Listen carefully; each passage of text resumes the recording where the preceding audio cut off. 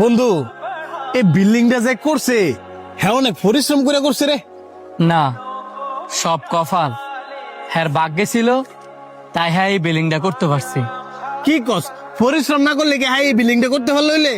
ভাগ্যে না থাকলেও তো হ্যাঁ এই বিল্ডিংটা করতে পারলিল না। তার মানে তুই মানতে চাইতেছস না হ্যাঁ যেটা পরিশ্রম দিয়া করছে? না, ঠিক আছে, তোর অক্ষণে প্রমাণ করে দাইতাছি পরিশ্রম ছাড়া যে কোনো কিছু সম্ভব না। তোর মোবাইলটা দে। নে।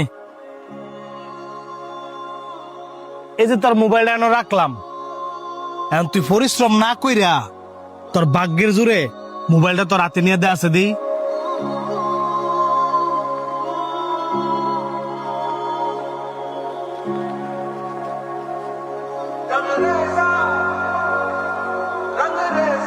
ভাই, এই মোবাইলটা তো মনে হয় আপনার। জি আমার, ধন্যবাদ। মোবাইলটা কিন্তু আমার ভাগ্যের জোরে আমার হাতে আইছে।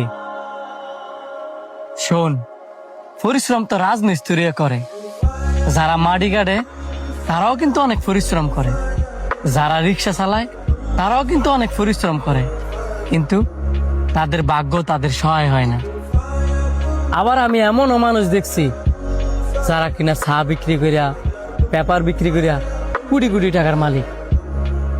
একটা মানুষ যখন পরিশ্রম করে বড়লোক হয় তখন সে বইলা বেড়ায় আমি পরিশ্রম করে বড়লোক হইছি। আবার সেই মানুষটি যখন দুপ করে নিচে বেড়া যায় তখন বলে সব আমার কপালের দোষ। জীবনটা আছে না, ব্যালেন্স করে চালানো উচিত।